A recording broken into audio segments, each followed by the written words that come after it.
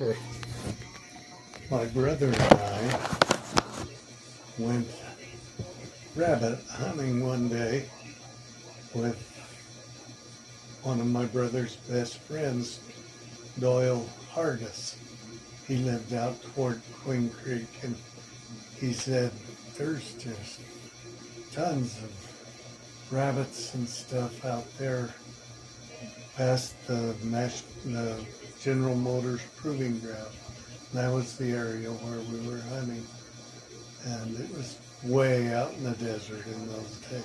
Nothing out there except the proving grounds, and we were a couple, 3 miles from that. And I was only, Lanny was probably 16. I was maybe 12. And I had a 22, it might have been my brother Lamar's 22. He was on his mission in Australia then. And it was a semi-automatic Remington. And we got to this place,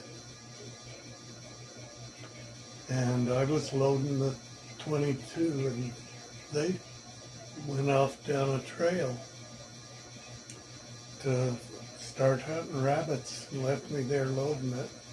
And you had to pull the thing out all the way that was in the magazine, and then you'd drop the shells in and then push it back down. I think it held 15 or 16 semi-automatic, and they were clear out of sight from me. Had gone around some bushes and mesquite tree and everything, and I started down the trail they had gone on. I was just going to follow them, and I saw the most amazing thing maybe one of the most amazing things I've ever seen in my life, hunting. I was just glancing up the trail, and there were some mesquites on both sides of the trail and bushes. And as I glanced up, what looked like solid black mountain lion. I guess you could call it a panther, but I'm pretty sure it would be called a mountain lion. And I found out later that some of them are black. Jaguar, maybe? Yeah, you could call it a jaguar, I guess, but it was solid black. Jaguars are kind of speckled usually, but I think it was a black mountain lion. And it just came out around one of those mesquite trees and right toward me on the trail. And I actually took a shot at it real fast. Well, I didn't have one in the chamber. That's what happened. And so I pulled the lever to put one in the chamber. When I did, that lion just, whoosh, he was gone.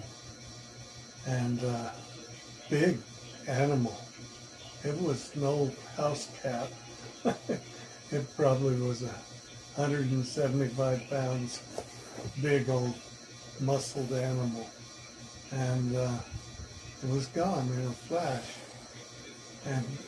But the shot I'd taken at it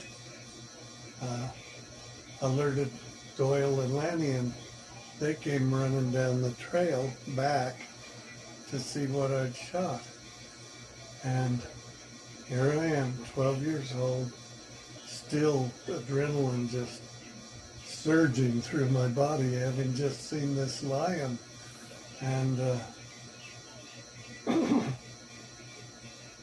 thoughtlessly, I had no rationale for it whatsoever, but I had my finger still on the trigger. Of course, I had put a shell in and shot at that lion. It ejects the empty and puts another one right in. Right. Semi-auto. And they came running down the trail.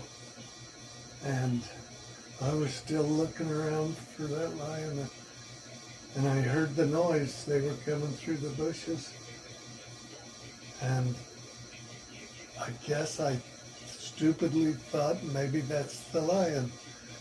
And without thinking, I had my finger on the trigger, and I swung the gun that way and pulled the trigger. Just as Doyle, Lanny's friend, walked out of the bush, it went right between his legs. Oh my goodness. Hit the ground.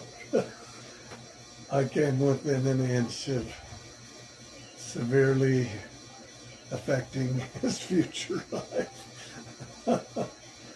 Oh, it was terrible. So I've made some mistakes, but I think I've learned from them.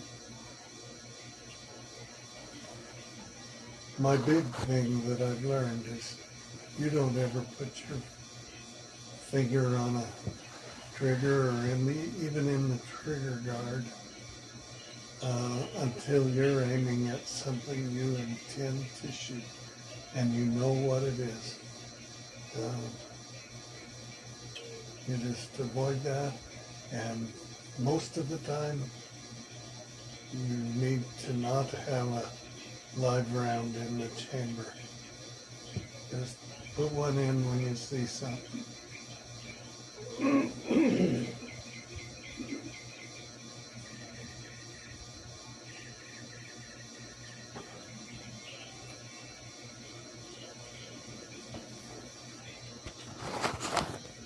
Well, that is good advice.